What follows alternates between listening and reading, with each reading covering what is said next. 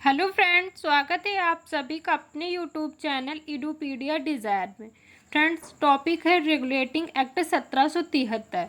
British सरकार सबसे पहले 1600 ईस्वी में ईस्ट इंडिया आई। भारत में ईस्ट इंडिया कंपनी के कार्यों को नियमित और नियंत्रित करने की दिशा में ब्रिटिश सरकार द्वारा उठाया गया पहला कदम है।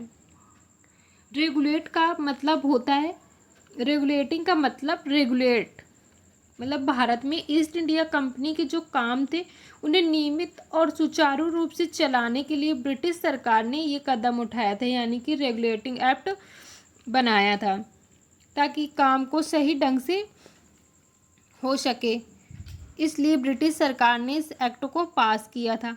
कंपनी के शासन पर संसदीय नियंत्रण स्थापित किया गया और कंपनी के शासन पर संसदीय नियंत्रण स्थापित हो गया। रेगुलेटिंग एक्ट के द्वारा कंपनी के प्रशासनिक और राजनीतिक कार्यों को भी मान्यता मिल गई। रेगुलेटिंग एक्ट के द्वारा भारत में केंद्रीय प्रशासन की नींव रखी गई। और जो 1773 का रेगुलेटिंग एक्ट है, इसके द्वारा कंपनी के समस्त भारतीय क्षेत्रों को एक सूत्र में बांधने के लिए इस अधिनियम के द्वारा बंगाल के गवर्नर को गवर्नर जनरल बना दिया गया।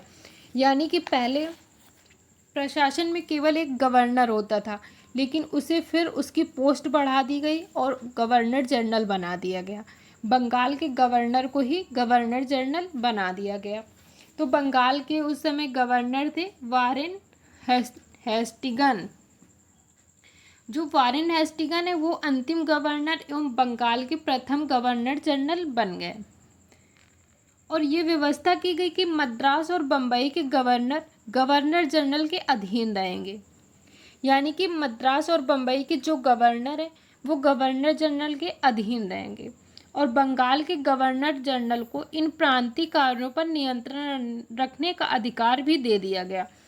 और बंगाल के जो गवर्नर हैं उन्हें मद्रास और बम्बई के प्रांतीय सरकारों पर नियंत्रण रखने का अधिकार दे दिया गया।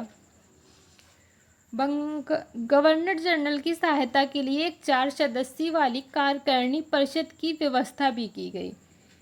यानी कि जब वो गवर्नर से गवर्नर जनरल बन गए तो उनकी सहायता के लिए 4 सदस्यों वाली कार्यकारिणी परिषद की व्यवस्था की गई।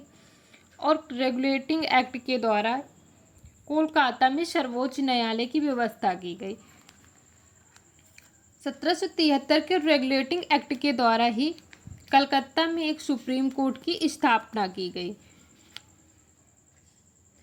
जिसमें एक मुख्य न्यायाधीश तथा 3 अन्य न्यायाधीश रखे जाने थे।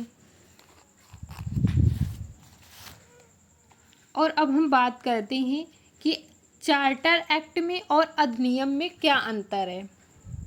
तो फ्रेंड्स, चार्टर एक्ट वो होता है जो कानून सीधे बन के आता है, उसे चार्टर एक्ट कहते हैं। और जो कानून यहाँ बनते हैं उसे भारत शासन अधिनियम कहते हैं। 1857 की क्रांति के बाद जो नियम आए वो अधिनियम थे।